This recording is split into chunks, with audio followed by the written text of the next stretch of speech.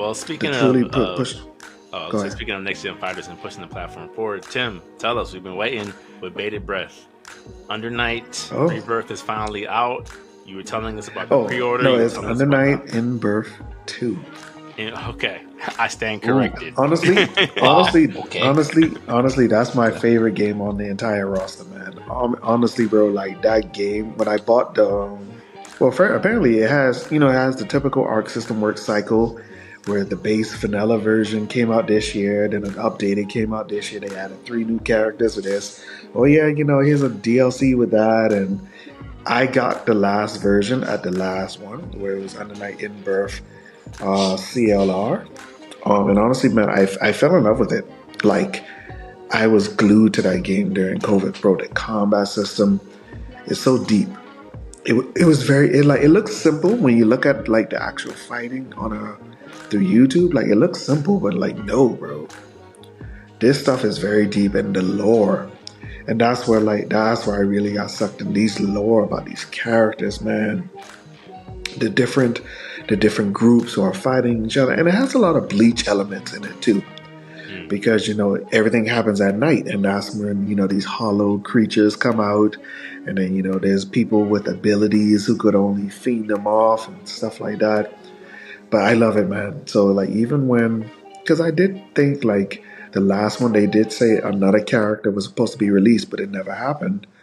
So when they brought out this version, like, yeah, it's part two, because I do see the graphical upgrades, and they're also another game that is very much like Tekken, like, but like on an anime sprite type of vibe.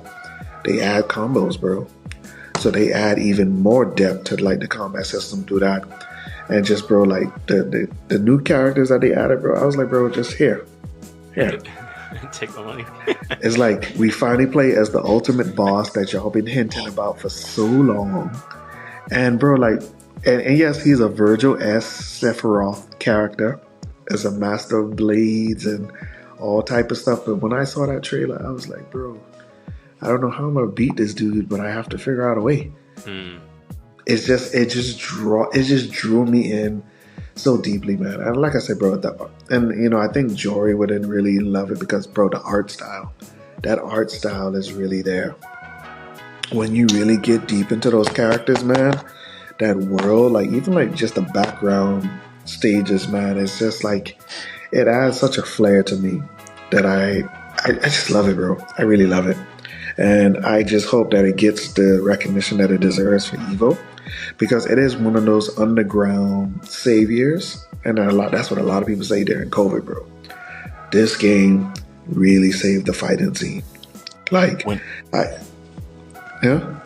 No, keep And, on. and I gotta give Arc System Works their credit, bro. Like, that was a serious banger, man. Because that game is also what inspired me to buy Blaze Blue Cross Tag Battle. Because remember, Cross Tag Battle had Blaze Blue characters, had UnderNight characters, had Persona 4 Arena Ultimax characters, and then it also had the one game where they're fighting Ruby, the anime series. So I got into that's the last one. That's the actual. That's the last one. UnderNight in Birth on Clear. So yeah, so like that inspired me to get Blaze Blue Cross Tag Battle, and then as I learned more about that universe, I bought Persona 4 Arena after that.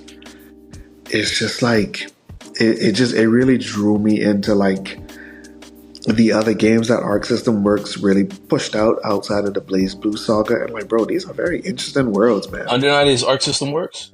Yeah. Arc System Works and French Bread. Wow. That's crazy.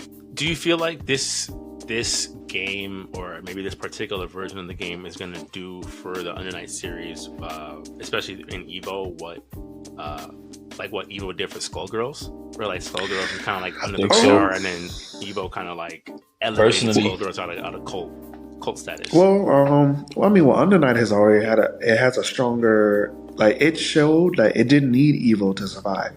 Because to be honest, bro, like I said, remember when PlayStation opened up those tournaments from your system? Bro, this is one of the top games that people played. Like, it shows it has a very strong following already. And then, they just brought some new life into it. Like the three new characters that they've introduced, and then they already released the roadmap to the new ones. But like, it's just this game has a lot to really offer, bro. It really does. It really does. Like, I've seen some crazy matches with this. Like that, like it's just like, bro. It's like it's hard to really describe it, bro. But like the characters have such like you see the archetypes, but you also see the variety within those archetypes. Like there's one grappler dude, he can literally grab you across the whole stage. I think I get it. And just like literally just like drag you across. Like, and the way he moves, it kind of just like when he's dashing with you in the palm of his hand, it kind of reminded me of like Juggernaut. When you used to call that assist of Juggernaut back in Marvel vs. Capcom, here come this big raging mega bullet across the stage. I thought you and that's why, like Sword Art Online or something. like, no, this is Fate Stay Night, and this is why I have a problem with UnderNight too. I can't get into it, man. That's all I think about. Well, bro, you're going based off aesthetic, bro. You got to play it. Bro. No. But they like you said it. Right? There's characters that have very and this is that. This is Fate Stay Night, the fighting game. Nah, you can't call it that. Can't call it that, bro. Can't call it that. Trust me, I will defend this game, bro. This game. Hey man, it's fire. It's fire. I believe you, man. I know a lot of people been talking about it. Like, Justin Wong loves it. Yeah, I haven't seen the footage of it to like give an opinion to another way. Like I know, like, again, Timmy, you've been hyping up for a while, so I'm like, I wanted you to have like the runway to talk about it now that it's actually out. The fact that the mandatory and this will be your homework. Okay. When Evo comes around, bro, like, and they're gonna save it to YouTube. Watch those fights, bro, and also watch the crowd reception, and also hear the announcers talk about the characters, man, because I feel like that's where it all comes together. Like the way they go in depth about these characters, like it's a very fascinating world, man. It really is, and I love it. It really is, and it deserves to be there. And I'm glad that it's getting that recognition it deserves. And that it goes back to what I said, bro. Like that last slot, I would have given it to Skullgirls.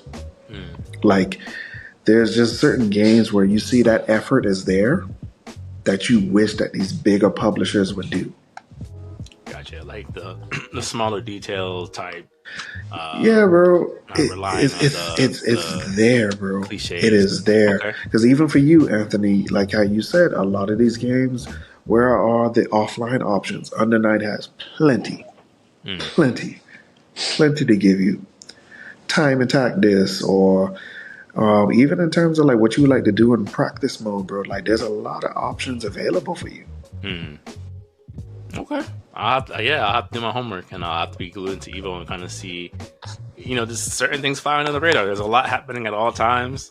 My attention, has been solely glued in on our next topic, so it's been hard for me to focus on much of anything other than give me just one more morsel, one more smidgen of info when it comes to my game of the year that drops in a couple of weeks.